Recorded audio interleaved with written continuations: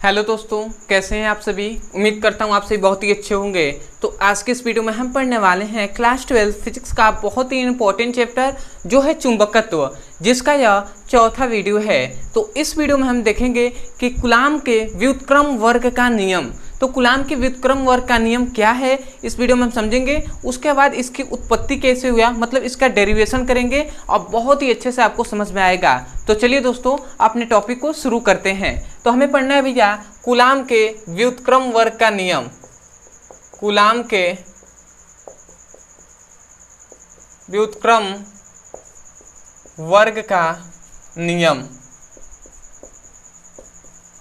तो भैया हमने सबसे पहले जब विद्युत चैप्टर पढ़ा था, विद्युत आवेश तथा क्षेत्र, तो उसमें हमने कूलाम का नियम पढ़ा था। उसी प्रकार भैया ये भी नियम है कूलाम का व्युत्क्रम वर्ग का नियम, जो हम चुंबकत्व वाले चैप्टर में पढ़ रहे हैं। तो भैया उसमें हमने क्या लिया था, विद्युत वाले में हमने आवेश लिया था। तो इसमें जब चुंबक वाला पढ़ रहे हैं तो चुंबक वाला में हम चुंबक के दो ध्रुव लेंगे जो है N और S, ठीक है। तो हमने मान लिया इसको नियम में कथन बताने से पहले, इसका नियम बताने से पहले मैं आपको ये फिगर यहाँ पे बता दे रहा हूँ कि ये मान लेते हैं दो क्या है, आवेश है, दो ध्रुव हैं।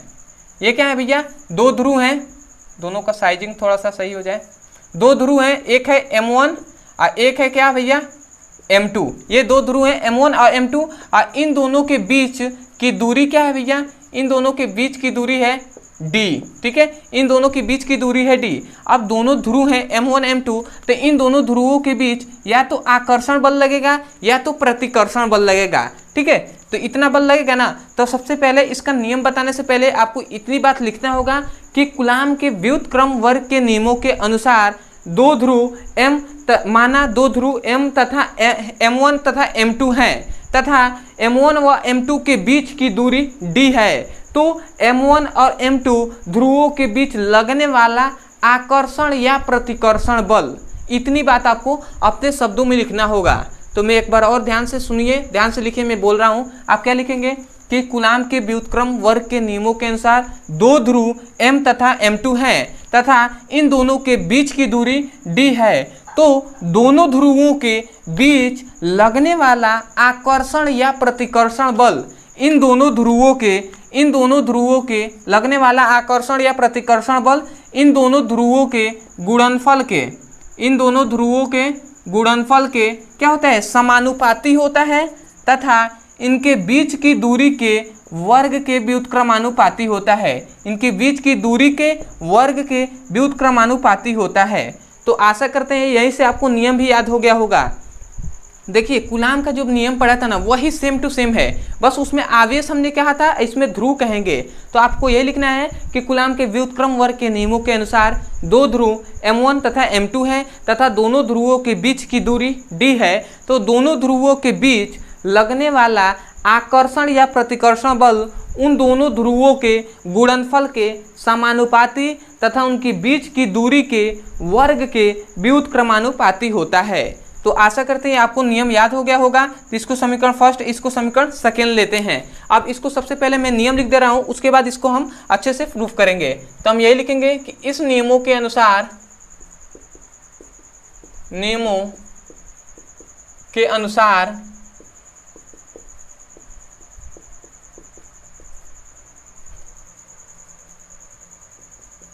दो ध्रुव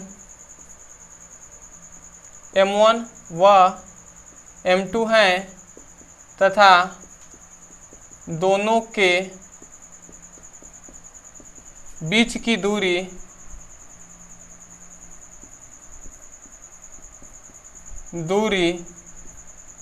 D है। तो दोनों ध्रुवों के बीच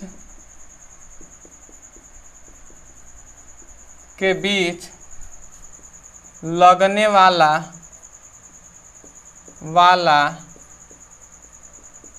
आकर्षण या प्रतिकर्षण बल दोनों ध्रुवों के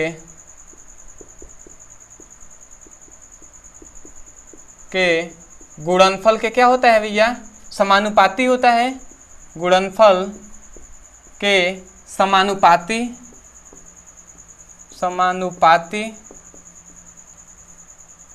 तथा उनके बीच की दूरी के वर्ग के क्या होता है,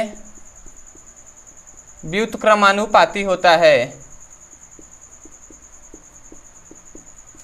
व्युत्क्रमानुपाती होता है। ठीक है, तो यही कूलाम का व्युत्क्रम वर्ग का नियम है जो हमने यहाँ पे लिख दिया है।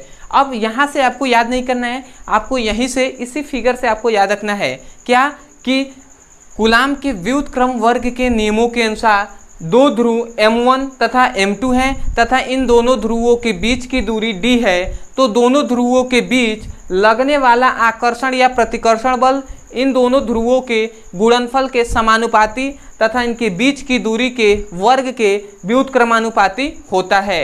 इतनी बात आपको यहाँ पे लिखवाया गया है। उसके बाद इसी हम इसको सॉल्व करते हैं। देखिए F इक्वल टू क्या लिखा है, F समानुपाती M1 M2 और F व्युत्क्रमानुपाती 1/d²। दोनों में बल जो है वो सामान्य है, तो यदि हम एक बल लेते हैं तो इसको मैं यहाँ पे लिख दे रहा हूँ समीकरण फर्स्ट तथा सेकेंड से। यदि दोनों बल को हम एक करते हैं तो यहाँ पे F इक्वल टू क्या हो जाएगा, F समानुपाती M1 M2 भाई क्या हो जाएगा M1 M2, यहाँ पे ऐसे रहेगा M1 M2 भाई क्या हो जाएगा d² हो जाएगा। ठीक है, ये हो गया, दोनों आपस में गुणा हो गया है तो M1 M2 बाई d²। अब यहाँ पे थोड़ा सा ध्यान दीजिएगा, यदि ये समानुपाती का चिन्ह को हटाते हैं तो क्या आता है भैया, समानुपाती के चिन्ह को हटाते हैं तो यहाँ पे एक नियतांक आता है जो है k। ठीक है, और ये M1 M2 बाई d² हो गया, ये हो गया। अब ध्यान दीजिएगा, यहाँ से ही आपका नियम चालू होता है। अब ये k का मान ना CGS पद्धति में कूलाम ने क्या बताया, इसको हम समझते हैं। तो CGS पद्धति में k का मान कूलाम ने बताया कि 1 होता है। CGS पद्धति में कूलाम के अनुसार k जो कांस्टेंट है उसका मान 1 होता है। तो CGS पद्धति में कूलाम के व्युत्क्रम वर्ग का नियम क्या हो जाएगा, F इक्वल टू इसका मान 1 रखते हैं तो 1 का तो कोई मतलब नहीं होता है क्योंकि गुणा में है, तो वो क्या हो जाएगा M1 M2 बाई d²। तो ये आपका निकला, ये है CGS पद्धति में कूलाम के व्युत्क्रम वर्ग का नियम। ठीक है, अब आते हैं भैया, तो हमें CGS में नहीं, हमें SI पद्धति में या MKS पद्धति में चाहिए। तो अब आते हैं कि SI पद्धति में, तो भैया SI पद्धति में कूलाम ने बताया कि जो k का मान होता है ना, k इक्वल टू होता है म्यू बाई 4 पाई, ये कूलाम ने बताया। अब यहाँ पे जो भैया म्यू है ना वो चुंबकशीलता है। ठीक है, तो यहाँ से आप याद रखेंगे म्यू जो चुंबकशीलता है, ये इसका मान उन्होंने बताया कि म्यू जो चुंबकशीलता है वह वायु या निर्वात में चुंबकशीलता तथा क्या होती है, किसी माध्यम में चुंबकशीलता के गुणनफल के बराबर होती है। मतलब चुंबकशीलता जो होती है ना वो ये क्या है, वायु या निर्वात में चुंबकशीलता है, और यहाँ पे म्यू और नीचे आर लिखा है, यह किसी माध्यम की चुंबकशीलता है। तो जब वायु या निर्वात की चुंबकशीलता और किसी माध्यम की चुंबकशीलता का गुणनफल होगा तब भैया चुंबकशीलता का मान आएगा। तो हमें यहाँ पे ज्ञात करना है जो कूलाम का नियम वो वायु या निर्वात के लिए ही ज्ञात करना है। तब हम यहाँ पे लिखेंगे तब वायु या निर्वात के लिए। ठीक है, तो भैया हमें वायु या निर्वात के लिए कूलाम का नियम हमें चाहिए, कूलाम का व्युत्क्रम वर्ग का नियम। तो यहाँ से हम ध्यान देंगे तो वायु के लिए क्या हो जाएगा, म्यू इक्वल टू, ये तो म्यू नॉट क्या है वायु या निर्वात के लिए तो हमने लिख दिया। अब ये किस है, किसी माध्यम के लिए क्या है, चुंबकशीलता है। तो भैया यहाँ पे तो हमने वायु या निर्वात लिया है, अर्थात इसका मतलब इसका कोई माध्यम नहीं है इन दोनों के अलावा, तो इसका मान क्या हो जाएगा 1 हो जाएगा। ठीक है, क्योंकि माध्यम नहीं है कोई अन्य माध्यम, तो ये क्या हो जाएगा, म्यू जो होगा वो म्यू नॉट के क्या हो जाएगा, इक्वल हो जाएगा। मतलब जो चुंबकशीलता होगा ना वो वायु या निर्वात की चुंबकशीलता के इक्वल हो जाएगा। तो इसका मतलब म्यू की जगह पर म्यू नॉट भी लिख सकते हैं। यहाँ पे म्यू है तो म्यू नॉट भी हम यहाँ पे लिख सकते हैं। तो हम यहाँ पे लिख दे रहे हैं, यहाँ से इसको हम समीकरण 3 लेते हैं तो हम लिख दे रहे हैं समीकरण 3 से, समीकरण 3 से। अब समीकरण 3 से हमने क्या जाना कि जो k का मान होगा ना वो म्यू नॉट बाई 4 पाई होगा। ठीक है, ये हमने जाना कि नहीं जाना। अब यहीं से हम इस मान का k का मान हम यहाँ से इसमें पुटअप करेंगे, किसमें भैया, जो k का मान है इसमें। ठीक है, क्योंकि हमें ये तो एसआई पद्धति में सॉरी सीजीएस पद्धति में निकल गया। अब हमें के का मान एसआई पद्धति के लिए इसमें पुटअप करेंगे तो देखते हैं। तो एसआई पद्धति में हमें क्या मान निकलेगा, तो एफ इक्वल टू क्या हो जाएगा भैया, एफ इक्वल टू के का मान हम यहाँ पे रखेंगे तो mu naught by 4 pi into m2 by D square.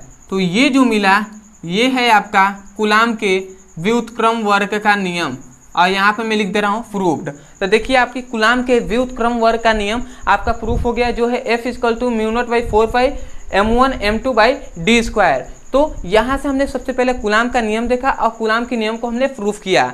तो आशा करते हैं आपको समझ में आ गया होगा। दूसरी एक और बात आपको याद रखना है कि यहाँ पे F equal to mu naught by 4 pi लिखा है ना, इसका मान बताया गया है कि जो म्यू नॉट बाई 4 पाई है ना, इसका मान होता है 10⁻⁻7।